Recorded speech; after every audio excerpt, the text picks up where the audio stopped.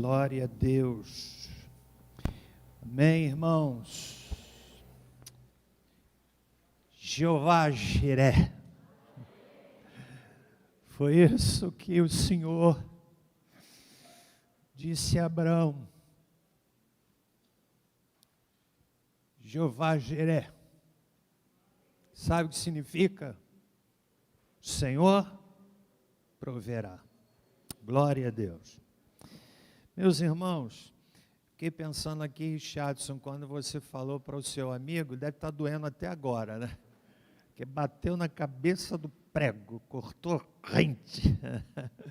E tem de ser assim mesmo, né? A gente precisa ter coragem, ousadia para confrontar as pessoas, né? Ofertar na igreja é um ato de devoção, um privilégio.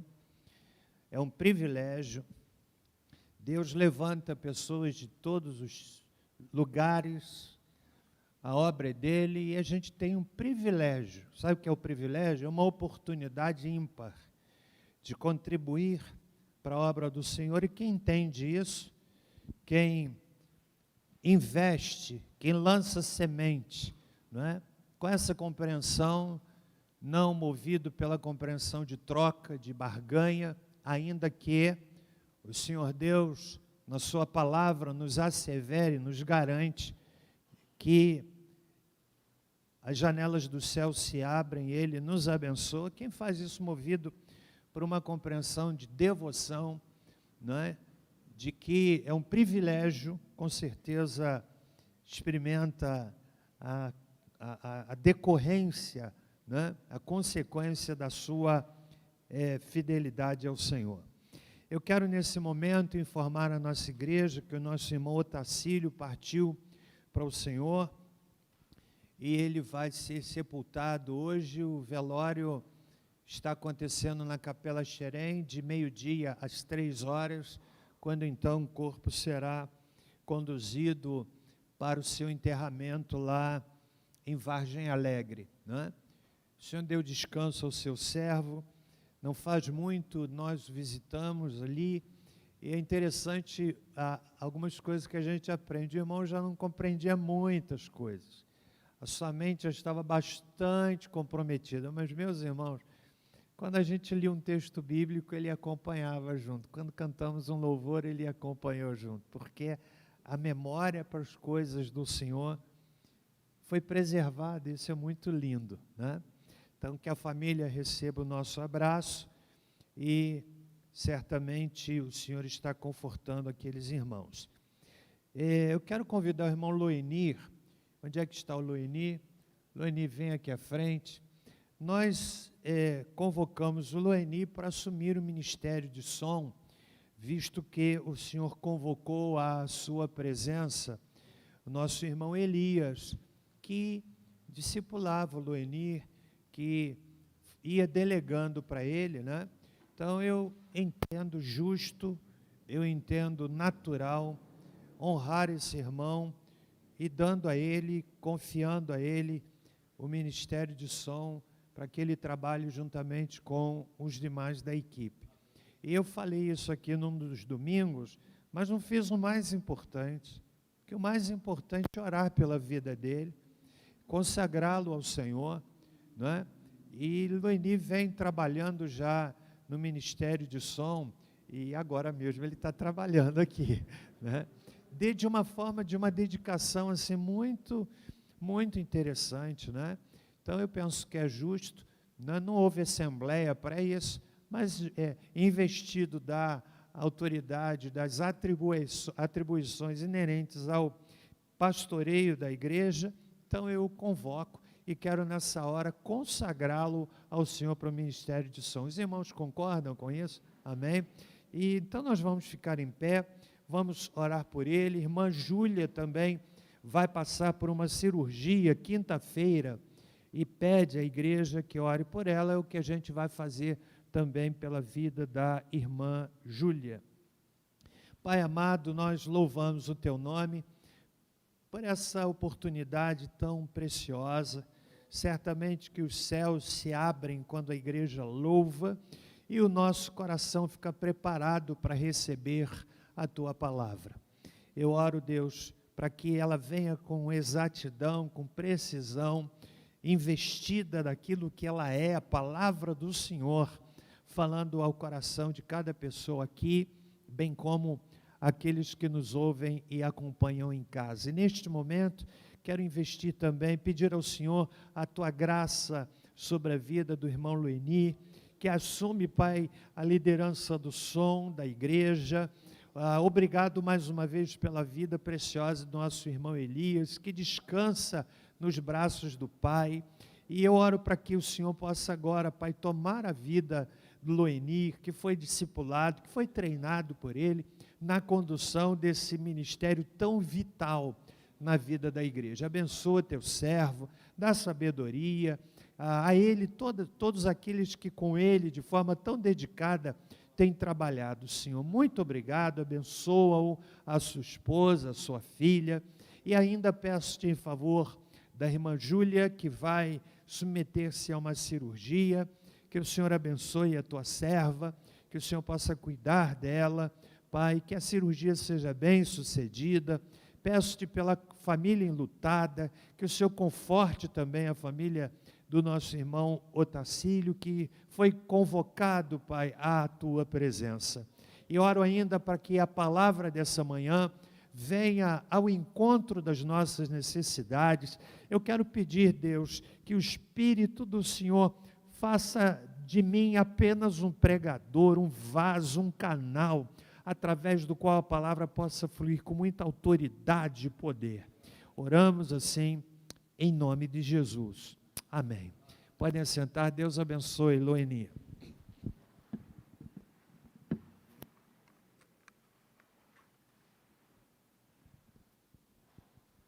Quero também, meus irmãos, dizer que ontem nós tivemos aqui um dia muito intenso de treinamento para a nossa entrada no futuro através da utilização dos recursos virtuais. Nós teremos um curso da visão celular, ministrado pelos nossos irmãos da Igreja Batista Atitude, lá no Rio, e veio um grupo expressivo, e nós tivemos aqui um dia muito intenso, também com workshop oferecido para o Ministério Infantil, para o Ministério de Surdos, não é? E que tem sido também uma bênção muito grande.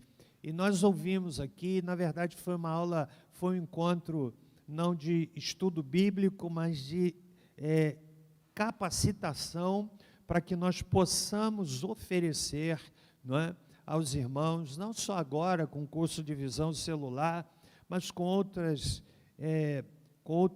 aulas e com outras informações, através dessa competência, dessa oportunidade que a gente tem, usando nesse momento toda a plataforma tecnológica daqueles irmãos que estão nos oferecendo, e temos aí mais de 150 alunos inscritos, não é? Nós vamos informar, ainda não sei se a gente fechou já a data da inscrição. Você lembra, pastor Carlos, se nós fechamos data de inscrição? Ainda não está fechada não, né? Mas domingo que vem a gente vai anunciar uma semana de inscrição, não, de acesso para que cada aluno faça o seu login, a sua senha. 22 a 26 de junho, não é?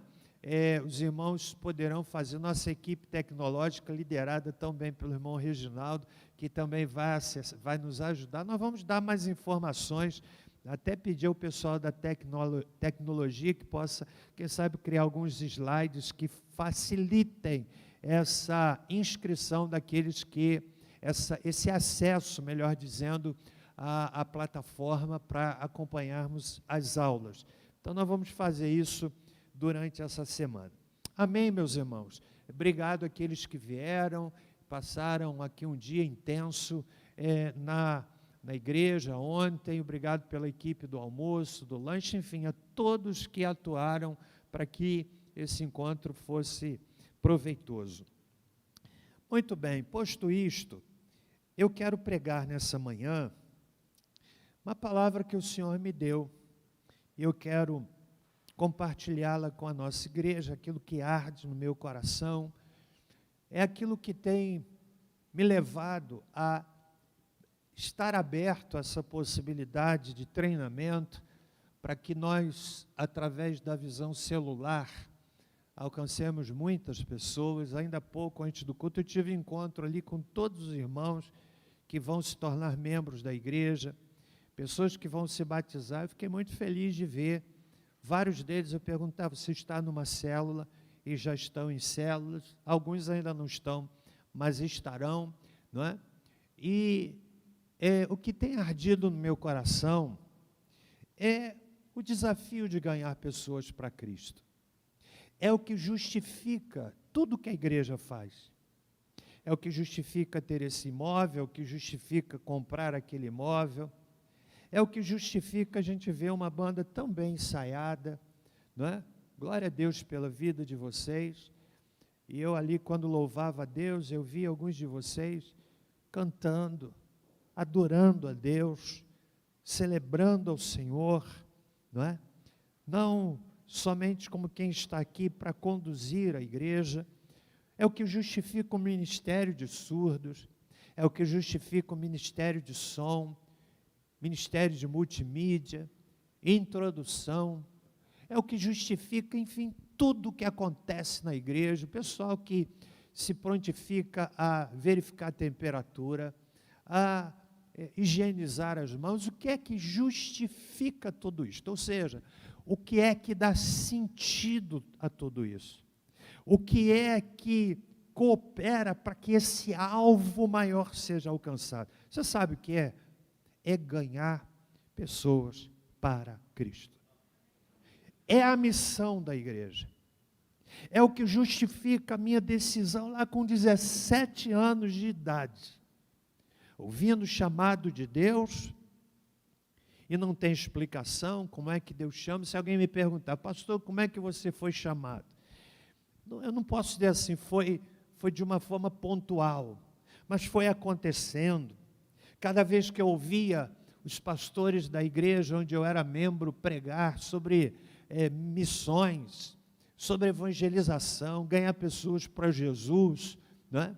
E aquilo ia entrando no meu coração com uma força tão grande, aquilo ia queimando o meu coração, ia ardendo dentro de mim, e eu comecei a pensar: meu Deus, é isso que eu quero para a minha vida, não é?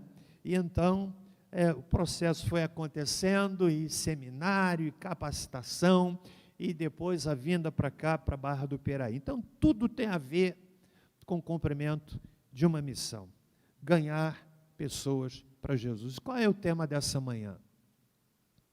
Como alcançar multidões para Cristo. Eu quero alcançar multidões para Cristo. Eu quero. Eu quero porque esse é o desejo de Deus. Esse é o desejo de Deus. Jesus disse assim: quando eu for levantado, todos atrairei a mim. Ou seja, precisamos pensar no Evangelho na perspectiva de multidões. Multidões. Como acabamos de cantar, no nosso bairro, Deus proverá. Eu estou pensando em fazer algo lá no meu bairro, de interceder pelo meu bairro, para que meu bairro se renda a Jesus, a nossa cidade se renda a Jesus, o seu condomínio se renda a Jesus, o seu prédio se renda a Jesus. Mas se a nossa visão for uma visão apequenada, uma visão tímida, uma visão que se contente em: eu tenho uma igreja onde eu vou, adoro a Deus, não é? Sirvo ao Senhor e volto para casa, e vou almoçar, e vou descansar. À noite, não vou não, porque eu já fui de manhã. Eu vou à célula, não gosto muito disso, eu me contento no dia da célula. Eu prefiro mais ver um programa na televisão, ver um filme, né? O que arde no meu coração é pedir ao Senhor que você seja despertado, seja tocado para a visão de que nós podemos ganhar multidões para Cristo. E eu quero ler um texto e dele extrair 4 coisas que nós precisamos para alcançar multidões para Cristo. Mateus capítulo 9. Mateus capítulo 9. Enquanto você vai abrindo, quero dizer para você, você não veio aqui hoje por acaso. Talvez até alguns que estão retornando hoje para o culto presencial. Talvez alguns que não têm tanto hábito de vir domingo de manhã. Eu quero dizer para você que Deus trouxe você aqui nessa manhã. E eu quero pedir ao Senhor que nos faça sair daqui hoje incomodados. Positivamente incomodados. O que é positivamente incomodados? Incomodados no sentido de fazermos alguma coisa para alcançarmos multidões para Cristo. Mateus capítulo 9, verso 35. E percorria Jesus todas as cidades e aldeias, ensinando nas sinagogas, pregando o evangelho do reino e curando todas as enfermidades e moléstias entre o povo. Vendo ele as multidões, tinha grande compaixão delas, porque andavam cansadas e abatidas, como ovelhas que não têm pastor. Então disse aos seus discípulos: a seara é realmente grande, mas os ceifeiros são poucos. Rogai, pois, ao Senhor da seara, que envie ceifeiros para a sua seara. Pai amado, mais uma vez, em nome de Jesus, ajuda-nos nessa hora para que a palavra gere transformação em nossas vidas. Em nome de Jesus. Amém. Como disse, a igreja tem uma missão bem definida. O Evangelho de Mateus, capítulo 28, declara qual é a missão da igreja. Repetida em Marcos, capítulo 16, verso 15. Ide, fazei discípulos, ou pregai o Evangelho a toda criatura. É a ordem, é a missão. É o que justifica ser igreja. E o desafio, como disse, é no sentido de ganharmos multidões. Jesus nos mandou pregar em todo o mundo. Não é tarefa seletiva. Não é tarefa só do pastor. Lamentavelmente, ao longo da história, sobretudo quando o imperador Constantino se converte ao cristianismo, conversão questionada, a partir daquele momento, a igreja cristã começa a sofrer uma transformação.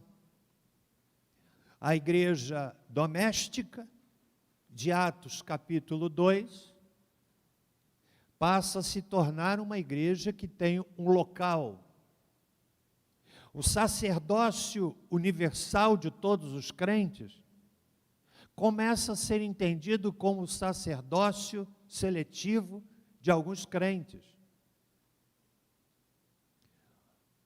Aquilo que a igreja fazia no livro de Atos, adorando a Deus todos os dias, passa a se tornar uma adoração em um dia.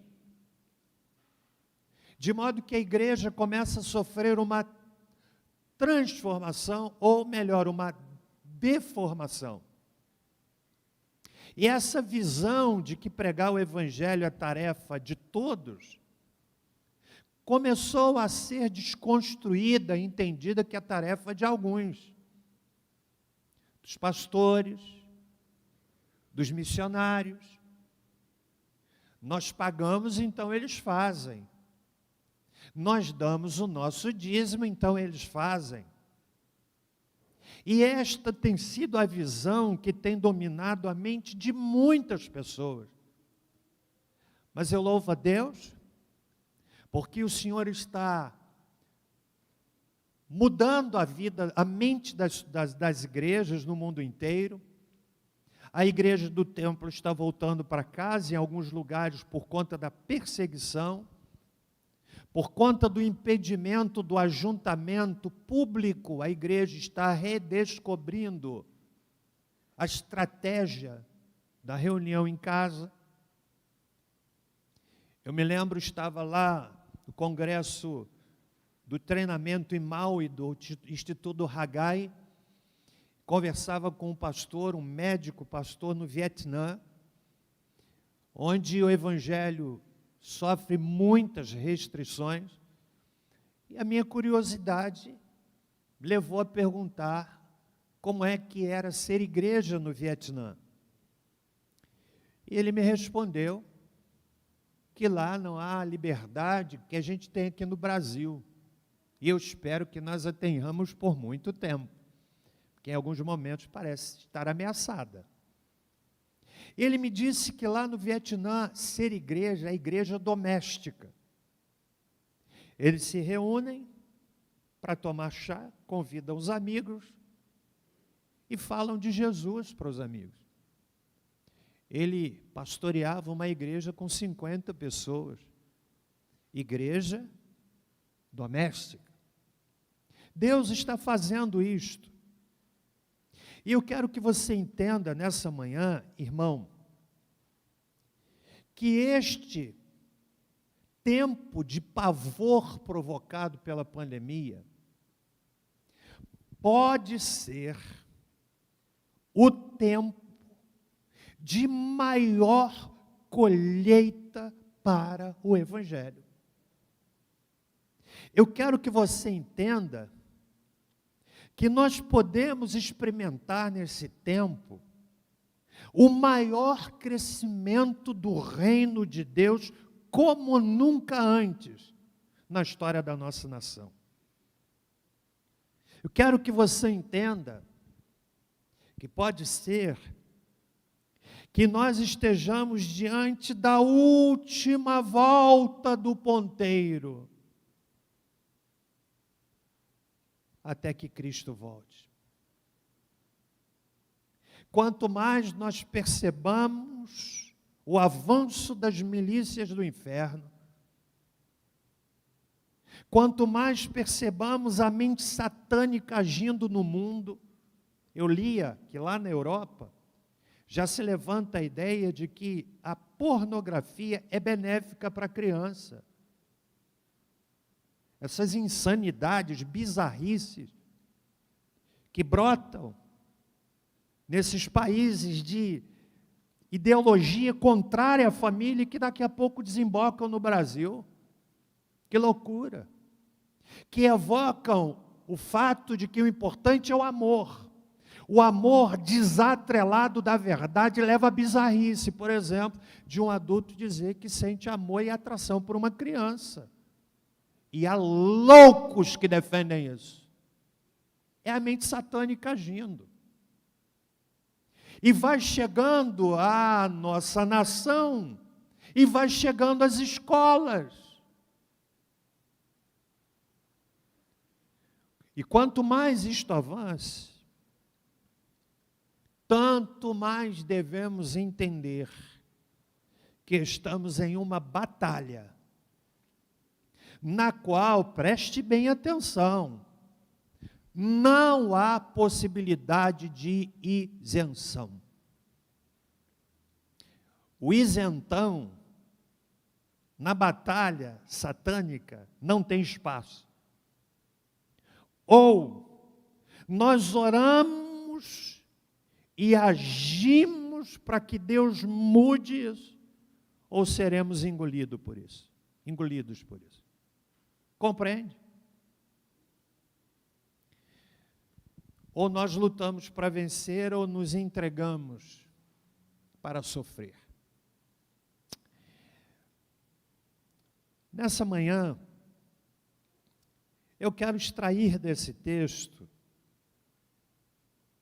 4 valores que nós precisamos e que nos permitirão alcançar multidões. Primeiro, a gente precisa considerar que o Evangelho é para alcançar multidões. Nós devemos vencer essa mentalidade apequenada, muitas vezes até alimentados por muitas canções, uma igrejinha pequenininha, né? Nós precisamos pensar em muita gente se rendendo a Jesus. Nós precisamos pensar naquele camarada cético que eu jamais entraria numa igreja e, tangido, movido pelo vazio do seu coração, ele começa a querer ouvir a palavra de Deus e passa aqui em frente à igreja ou em outra igreja e pensa assim: gente, eu queria entrar, e não são poucos que muitas vezes estão apenas aguardando um convite. Aí você não quer ir lá comigo? Porque há um vazio no coração das pessoas. E nós precisamos pensar, sim, em ganhar multidões para Cristo. Mas o que é que nós precisamos? O Evangelho de Mateus, capítulo 9, é extraordinário como todos os evangelhos, como toda a Bíblia. E aqui Jesus está marcando o seu ministério na Galileia. E eu quero extrair do texto, então, 4 valores.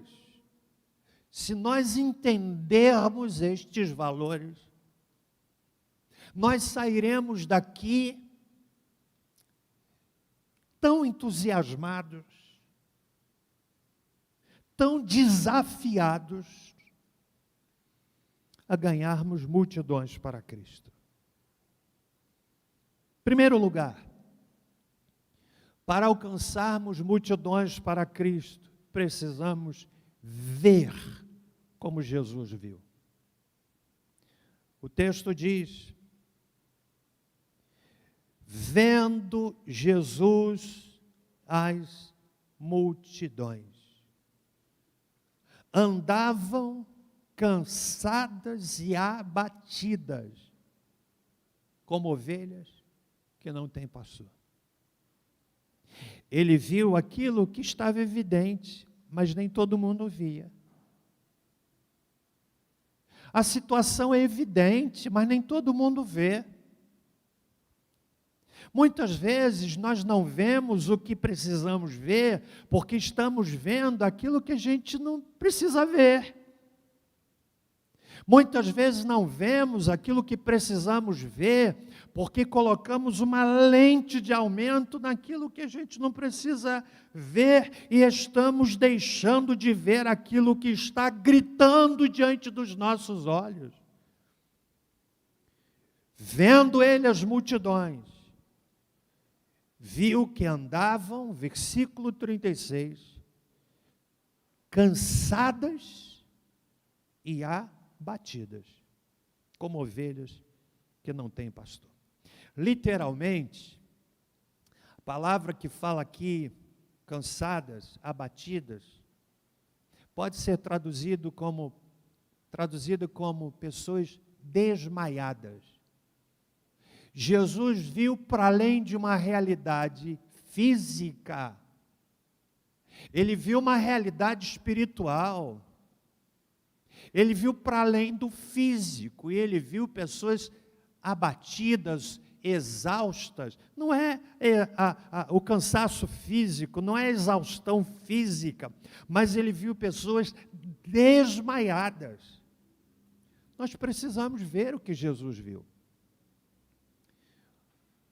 Um dos maiores pecados dos crentes deste tempo chama-se indiferença. Indiferença. A indiferença nos faz não enxergar a realidade de pessoas desmaiadas ao nosso redor.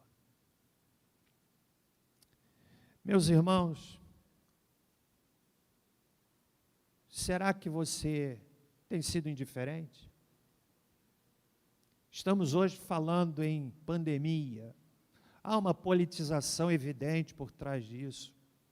Quem assiste, consegue assistir 5 minutos de CPI da pandemia, sente nojo, sente asco daquela nojeira toda. Mas não sabemos, por exemplo, que a taxa de suicídio a cada 100 mil habitantes no Brasil cresceu 7%. Você sabia que o suicídio foi a segunda principal causa de morte entre jovens de 15 a 29 anos, vencido apenas por acidentes de carro? Entre os adolescentes de 15 a 19 anos, o suicídio foi a segunda principal causa de óbito entre meninas. E a terceira principal causa de morte entre meninos. Ontem a pastora que estava nos falando aqui no treinamento, ela disse no condomínio onde ela mora, nesse período de pandemia, 4 pessoas se suicidaram. Você sabia disso? Eu não sabia, por exemplo, que o Rio Grande do Sul é o estado com maior índice de suicídios. Gente, um país, um estado próspero. Eu não sabia que Mato Grosso do Sul é o segundo estado com maior índice de suicídios. Eu não sabia que Santa Catarina é o terceiro estado com maior índice de suicídio.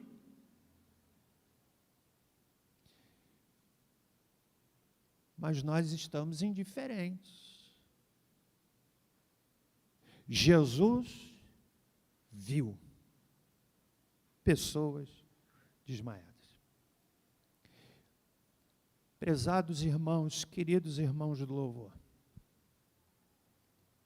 as pessoas desmaiadas estão ao redor de vocês. Irmãos e irmãs estão ao nosso redor. Gente se arrastando, desmaiada, exausta. Muitas das quais namorando a possibilidade de tirarem a própria vida. Não é mudança política que vai resolver. Não é estabilidade econômica que vai resolver. Olhem lá para alguns países da Europa, riquíssimos. Japão, você sabia que o Japão tem um dos maiores índices de suicídio? Sabem por quê? Coisas não preenchem o vazio do coração. Só a igreja de Jesus tem a mensagem capaz de mudar a pessoa de dentro para fora. Mas nós não estamos vendo. Você sabia que nos anos de 2008 a 2017, o Brasil registrou 63.712 óbitos por complicações decorrentes de desnutrição? Gente que morreu por causa da fome. Talvez abra uma CPI sobre isso. Nunca. Coisa triste. Você sabia que a cada ano Morrem 30 milhões de pessoas de fome no planeta. Eu pensei até em projetar algumas fotos fortíssimas de realidades que acontecem lá na África, de mães amamentando crianças esqueléticas, quando a gente imagina se delas pode sair uma gota sequer de leite, e aquelas crianças esqueléticas, cadáveres ambulantes, tentando sugar de alguma coisa que nem mais lembra um seio materno, uma gota de sangue, de leite para a sua sobrevivência. Eu não posso fazer muito não posso fazer coisa alguma pela fome na África. Não tenho caminhos para isso. Talvez tenha, mas não sei se são confiáveis. Eu não posso pensar muito na morte por falta de alimento no Nordeste do país. Mas eu posso começar a pensar na situação da cidade. Quando nós pedimos aos irmãos que tragam 1 quilo de alimento, na verdade, se nós víssemos como Jesus viu, nós seríamos sensíveis a isso. Nossa igreja faz um trabalho social extraordinário, parabéns a toda a equipe que lidera e atua. Conversava com a Débora ontem, aliás, hoje de manhã, no nosso café, e ela me disse assim, é muito raro alguém vir aqui buscar um alimento e sair daqui sem alimento. Raríssimo, não acontece. Se acontece, é muito raro. Mas sabe o que é que ela me disse? Ela disse assim, olha, desses anos todos, você sabe quantas pessoas voltaram para agradecer? 4. 4. Às vezes eu estou almoçando e digo assim, Débora, como é bom. A gente quer comer alguma coisa, vai lá, compra e come. Aí eu digo para ela assim, eu fico pensando em quantos que querem comer. Não é alguma coisa, querem simplesmente comer. E não tem.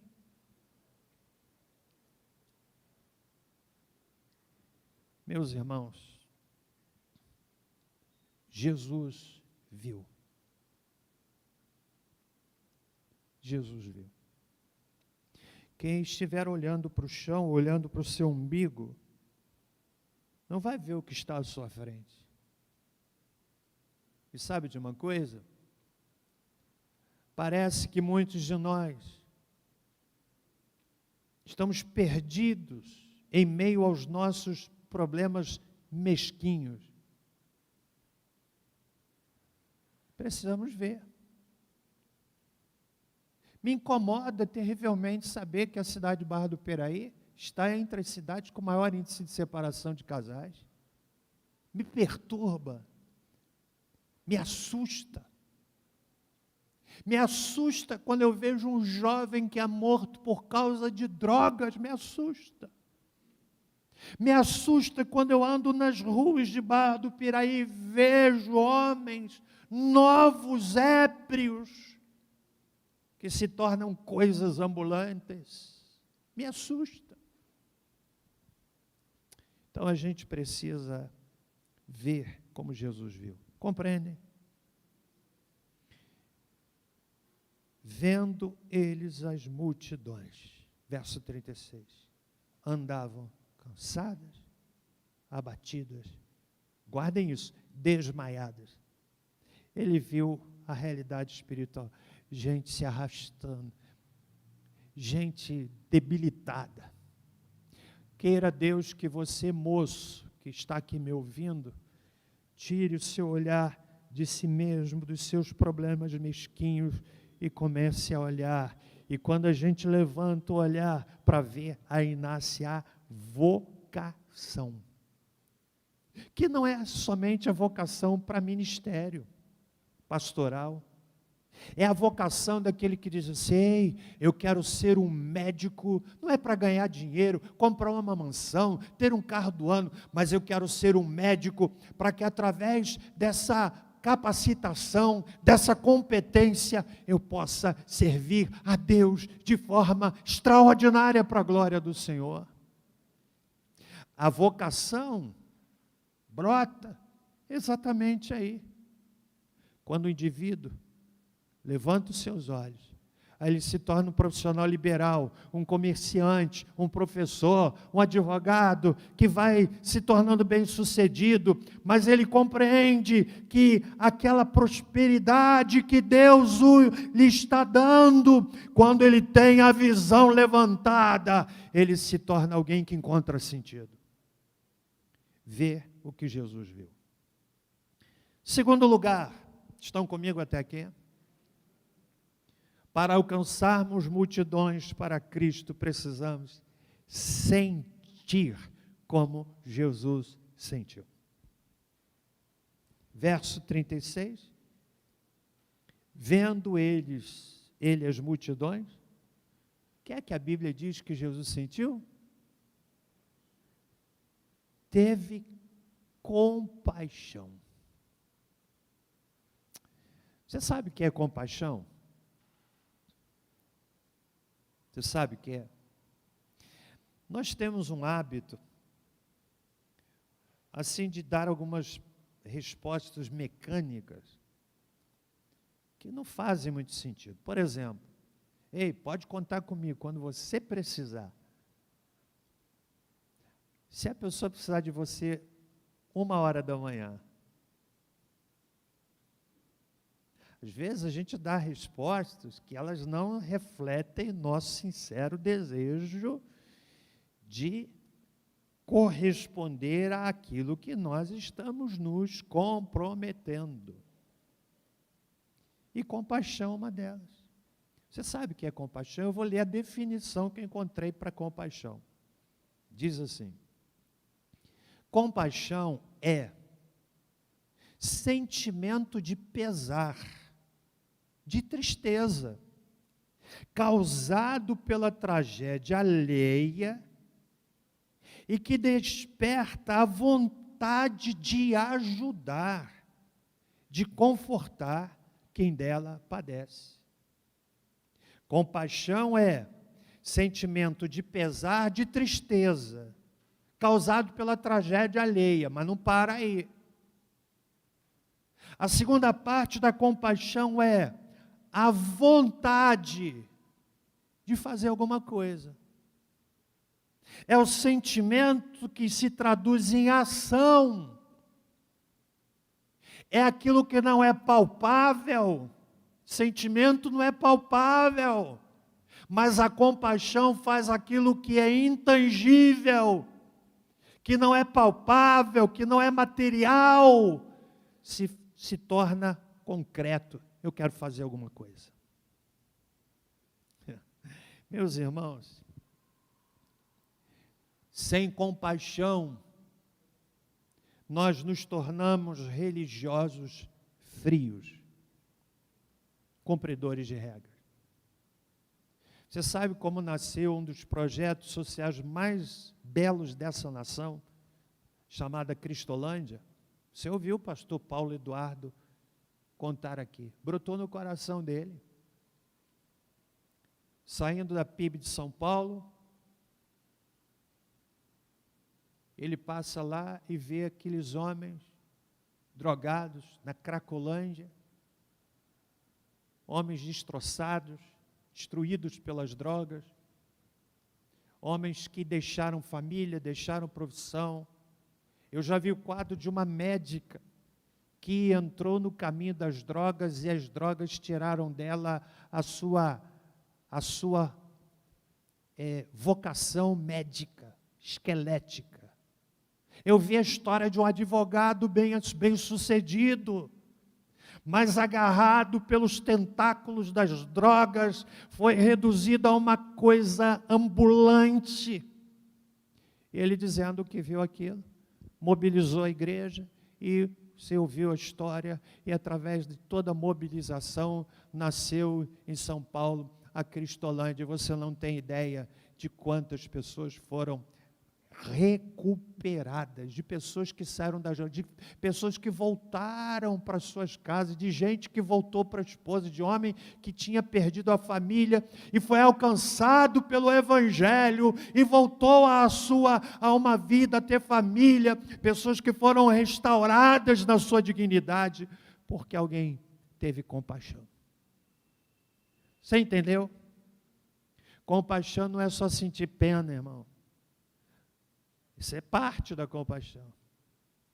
Mas sim, o que eu faço? Qual é a ação? Eu creio que quando o Evangelho alcança o nosso coração, ele deve ganhar as nossas mãos e pés, na forma de ação. Um dos primeiros sentimentos de alguém verdadeiramente alcançado pelo Evangelho é a compaixão. Ele é solidário. Ele quer compartilhar. Ele encontrou algo tão belo na vida dele que ele quer que outro alcance. Por isso que o desafio é pregar o Evangelho. Quem nasceu de novo, a primeira expressão de compaixão ele quer falar para outros. Eu encontrei algo tão lindo. Jesus mudou a minha vida. Eu estava desmaiado e Jesus mudou a minha história. Então, para ganharmos multidões, precisamos ver o que Jesus viu. Precisamos sentir o que Jesus sentiu. Está entendendo, irmão? Quantos estão entendendo? Mas em terceiro lugar e penúltimo lugar, para alcançarmos multidões, nós precisamos fazer como Jesus fez. Por que é que nós passamos um dia inteiro ontem aqui pensando em treinamento? Quanto Deus me der vida e saúde, lucidez. Aliás, irmãos, me perdoem se em algum momento eu me esquecer do seu nome. Você sabe por quê? Que eu suspeito que o Tico e o Teco estão ficando de mal. Então, se em algum momento eu esquecer, não leve em consideração, né? Mas eu fico feliz porque eu sei que acontece com outros também. O que eu falava mesmo, hein? Então nós precisamos fazer como Jesus fez. Verso 35. O ministério de Jesus era muito dinâmico. Percorria todas as cidades e aldeias.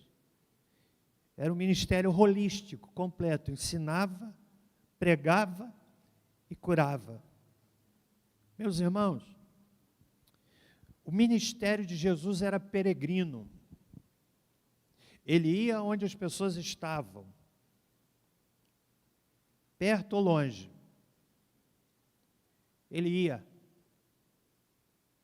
Não era a visão que muitos temos. Venha. O ministério de Jesus é, eu vou, percorria.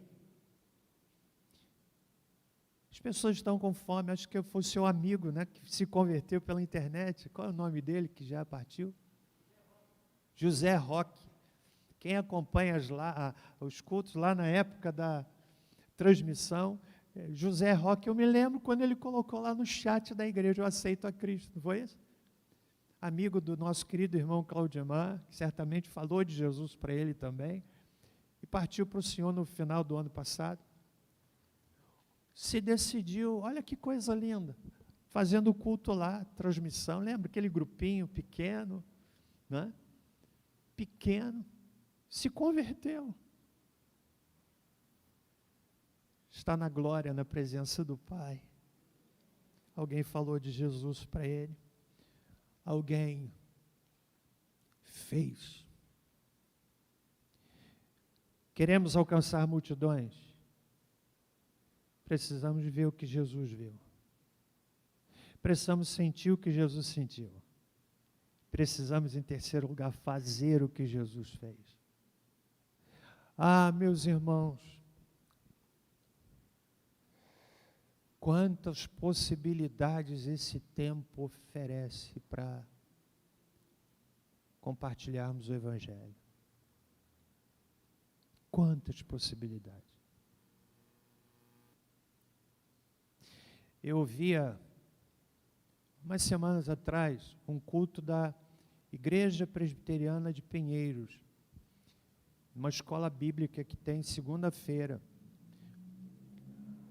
E eu vi o pastor daquela igreja dizendo, onde o pastor Hernandes é membro, Hernandes Dias Lopes, um dos melhores pregadores desse tempo. E o pastor da igreja dizendo, ele falou assim, meus irmãos, na Páscoa, olha, sem culto presencial, nós tivemos nos cultos da igreja, tivemos cerca de 30 mil pessoas ouvindo a palavra de Deus. Uau! Cerca de 30 mil pessoas, por isso a gente vai investir na tecnologia, não é? Vamos trazer pessoas para nos ajudarem. 30 mil pessoas, pense uma igreja que não tem um espaço. Eu vejo lá o culto e parece-me que o templo da igreja não é grande. Mas o pastor dizendo, meus irmãos, nós tivemos cerca de 30 mil pessoas. Como? Através da janela da comunicação virtual, que permite uma pessoa ouvir do Evangelho na cidade, no estado, no país e até em outro país. Isso é fascinante. Agora pensa bem, que tal você pensar no seu celular como instrumento de evangelização? Que tal você transformar o seu Facebook, que para muitos é, na verdade, desnudar a sua intimidade? Eu fico impressionado, o pessoal espirrou, pôs no Facebook, comeu, pôs no Facebook, faz tudo, pôs no Facebook. A vida fica numa vitrine. E quando a pessoa põe a vida na vitrine, você abre para o camarada falar uma porção de besteira a seu respeito, você permitiu. Agora, que tal transformar a sua internet numa ferramenta de evangelização? Quantas pessoas você pode alcançar? Se você souber a resposta a essa pergunta, você vai me responder essa pergunta. Quem responder essa pergunta, eu vou pagar um almoço durante um mês em qualquer restaurante dessa cidade, desse estado ou dessa nação por um mês, se você me responder essa pergunta. Mas se não responder, você vai me pagar. Qual é a pergunta? Simples. Quando falei em ganhar, você já ficou antenado. Tenho certeza. É um mecanismo. O que eu vou ganhar? Olha a pergunta, hein? Quantas mangas estão dentro de uma semente de manga? Você pode responder? Não tem resposta. Porque você planta aquela semente, vai nascer uma mangueira que vai dar muitas mangas, que vão ser plantadas, e vão dar muitas mangas, e vão ser plantadas, e você vai dar muitas mangas, e eu ganhei um mês inteiro de almoço. Compartilho com você, pastor Carlos, viu? Toda a sua família. Compreende? Meus irmãos, quando a gente lança a semente do Evangelho, a gente não tem alcance de onde pode chegar. Ver o que Jesus viu, sentir o que Jesus sentiu, fazer o que Jesus fez em último lugar. Estão comigo até aqui, irmãos? Está abençoando você? Quarto valor. Para alcançarmos multidões para Cristo, precisamos orar como Jesus nos mandou orar. John MacArthur, que é um pastor bastante conservador lá na América, em um dos seus comentários, ele fala quando Jesus curou enfermidades aqui, moléstias, ele diz assim: Jesus baniu a doença numa amostra de cura sem precedentes, dando impressionante evidência de sua divindade, fazendo com que a rejeição dos judeus se tornasse ainda mais hedionda. Porque ele fazia bem, e fazer bem sempre provoca quem não quer que se faça bem. Queremos alcançar multidões para Cristo, precisamos orar como Ele mandou orar. Nós temos aqui uma das orações, um dos desafios, a oração mais sérios, quando Jesus diz assim no verso 37, a seara é realmente grande. Ele apresenta o cenário, mas os ceifeiros são poucos. Imagine um campo prontinho para ser colhido, e tem um tempo de colheita, e Jesus está dizendo assim, há muita vida, muitas coisas para serem colhidas, muitos frutos para serem colhidos, mas são poucas pessoas para fazerem a colheita. Ele nos desafia a uma das orações mais sérias.